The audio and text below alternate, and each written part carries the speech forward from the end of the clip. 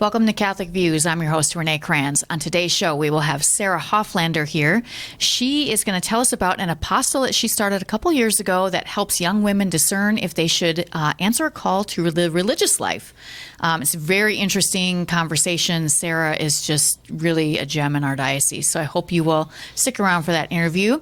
Before we go to Dr. Bergwald for Biblical Bites with Dr. B, last weekend's episode with Father Tony Klein was about vocations and what he's doing in the diocese, especially at O'Gorman. There's a little snafu at Real Presence Radio.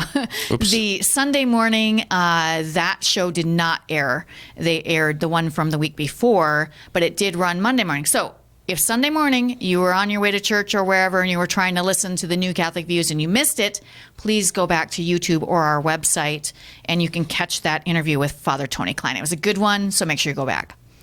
Dr. Bergwald, welcome. Weird. Yeah, I know. I'm all thrown off by having to do that. Welcome. Thank you, Renae. Yes. I didn't know we were doing our NPR voices. We are. Well, today. What is today, Renae? Fifth Sunday of Easter. Yep. And do you know by chance what the second reading is from? Elise? And she doesn't have a microphone on. She, like last week, she was all proud of herself because she was on it. So I decided to. Second reading, Acts. I'm going to guess. That's the first reading. Oh. First reading during the Easter season. Second reading, did you Paul to the Colossians. Real quick, I think Elise caught the derision in my, no. Acts. First reading. Sorry. Okay, I guessed one. You did. Thank you for Was that it? playing No. along. So it's Acts is the first reading. Second reading is this week is from the first letter of St. Peter. Okay. One of my favorite. This is one of my favorite passages of the sorts of passages where you keep using that word, but I don't think it means what you think it means. Oh, goody. One of these. Yep. Beloved, this is how it begins. Chapter 2, verses 4 through 9. So this is verse 4, maybe verse 5 of chapter 2, first letter of St. Peter. Beloved, come to him, a living stone, rejected by human beings, but chosen and precious in the sight of God. And like living stones, let yourselves be built into a spiritual house, to be a holy priesthood, to offer spiritual sacrifices acceptable to God through Jesus Christ. So, I guess the word stones is... Good guess, but that's not... No? I don't want to say wrong. Okay, but it's wrong. But that's not the one I want to focus on. Okay. Let yourselves be built into a spiritual house to be a holy priesthood, to offer spiritual sacrifices acceptable to God through Jesus Christ. So who is Peter writing to here, do you think? Ooh, I don't know.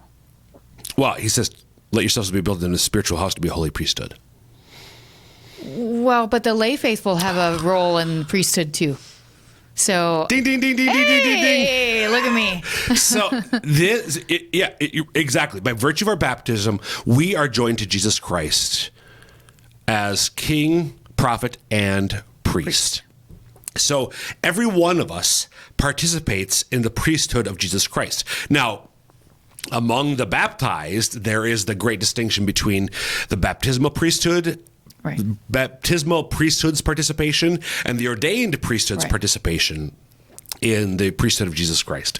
So Bishop DeGrood, or my boss, your colleague, Father Scott Traynor, or Deacon Bill Radio here at the Cathedral of St. Joseph, their participation is different because they've been ordained to deacon, priest, bishop.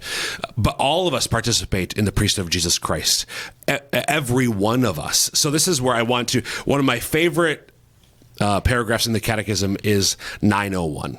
901 in the Catechism offers, frankly, a long quotation from one of the Vatican II documents. So I just want to read part of it and then just real quick highlight it.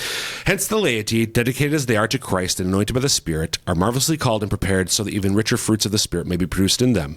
For all their works prayers and apostolic undertakings, family and married life, daily work, relaxation of mind and body, if they are accomplished in the Spirit, all these become spiritual sacrifices acceptable to God through Jesus Christ. So when that's basically riffing on what Peter is writing here. Yeah. So let yourselves be built into a spiritual house to be a holy priesthood, to offer spiritual sacrifices acceptable to God. So what spiritual sacrifices can I offer? Well, my favorite example. Everything.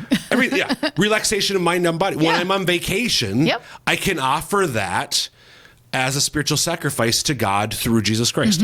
My daily work, having to deal with you every day. Wow. I mean, for at least have to deal with you every day. Right. Because it says even the hardships of life, if patiently borne. That's an important caveat. So everything we do, we can offer as a spiritual sacrifice to God through Jesus Christ because we are all priests in him. Makes it sound much easier. Thanks, Dr. B. You bet.